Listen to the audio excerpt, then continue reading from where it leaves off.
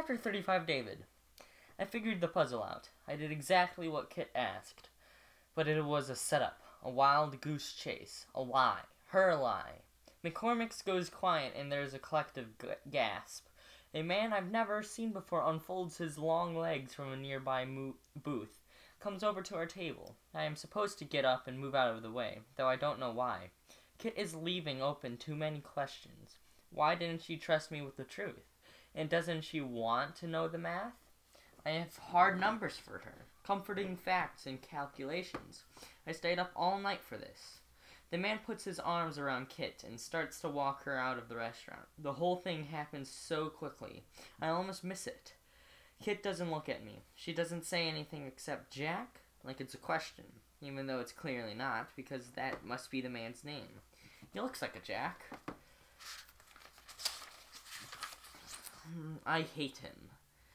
I got you, Kitty Cat, he says. Kitty Cat is the perfect nickname for her because cats are confusing and creepily smart and can contort themselves. I can see a cat using the sleeve of a sweater like gloves. Wait, I say, but they don't stop. Kit looks back at me, one last shocked look, and I see that her face is wet and pale, and for the first time I can read her eyes, even though I don't want to. And then, only then, when I force myself to make eye contact, do I finally understand what has happened, how much I have broken. Oh, crap, Miney says when I tell her the whole story. I ran home from McCormick's, so discombobulated I left my car parked in the lot. I'm cold and wet from rain and my body is shaking. I'm trying not to lose it, because losing it won't help. I don't let myself think about pie. I do not deserve its numbing relief. I also don't allow myself to think about Kit's face, because it hurts too much. Like being irradiated. Irradiated. I mean, I was so nervous I forgot the rule number 4. Think about the situation from the other person's perspective. Everyone there heard, Miney. Everyone. What am I going to do? I don't know, Miney says in a quiet voice. What do you mean you don't know? You have to know. You have to help me, I say, my voice thick with panic. I'm not sure I can. Let me get this straight. First you smiled like you did something good, and then you started yelling at her and accused her of killing her father, and the other people heard you? I nod, too ashamed to explain the sequencing of events. I was happy to solve the puzzle, and then heartbroken to learn about the lie, and then, too late, always too late, I realized I was seeing everything upside down. I screwed up, I say. I noticed that Miney's suitcase, which has been open and throwing up clothes all over her floor for the past 2 weeks, is zipped and closed and next to the door. She's fully dressed, her hair is combed, and she smells fresh. Wait, you're leaving? Like right now? In a couple of hours. I told you I was going. I've been giving you warnings in daily intervals, just like you asked. But Miney, you can't go. I need you to fix this. I can't always fix things for you. Honestly, I have to get back to school. I have my own things to fix, David. Please don't call me that. Okay, sorry, little D.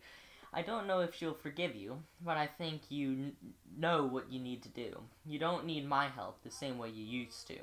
Of course I do. Today demonstrates that I absolutely unequivocally need your help. Unequivocally. No, today demonstrates that you're still you and you'll occasionally make Aspie mistakes. She takes a quick breath. We've never used the term Aspie between us. And yet, of course, the word fits so much better than David. I'm not sure why I've resisted it for so long. So Asperger's is no longer in the DSM. It doesn't mean it's not at least somewhat descriptive of me. But look how quickly you figured out what you did wrong. The old you might not have even noticed Kit was upset, or might have insisted that she was being overly sensitive. You're getting better at this empathy thing. Like anything else, it requires practice. Not for you. Well, don't tell Dad, but I'm basically flunking physics. So you know, we all have things to work on. Apparently, though, you can learn anything in 10,000 hours. So in 1.14 years, I might be normal? Nah, probably not. She smiles at me, squeezes my arm. But normal is way overrated. Believe me. I need to apologize to Kit. Yes you do. Even though she lied to you. Am I a buyer or president? Like an edible arrangement? Or a pair of those odd duck pajamas you like so much? I stare at Miney's desk. I don't want to look at her suitcase. Or at her. She already looks gone. Maybe skip the gift. Everyone likes fruit dipped in chocolate. Trust me on this one. What if she doesn't forgive me? I picture my empty lunchbox, my empty lunch table again. If Kit doesn't forgive me, maybe I could join Jose and Mullet in Chloe's table, which is only 3 over from mine. The new acoustics and perspective would take some getting used to, but I could do it.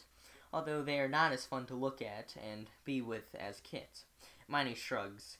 Kit's lost. There are other girls in the world. Don't go, I say. Though I don't really mean it. I'm just putting into words the urge I have to throw myself at her legs to keep her from leaving. Like I used to with my mom when I was a little kid. I realize she needs to return to school, that my own feelings on the matter should be irrelevant. By the way, your physics tutor can't be that smart if he doesn't realize how great you are. Miney smiles, the old Miney smile, the kind she used to wear all the time, and then she envelops me in a huge hug. Though I don't feel like being hugged.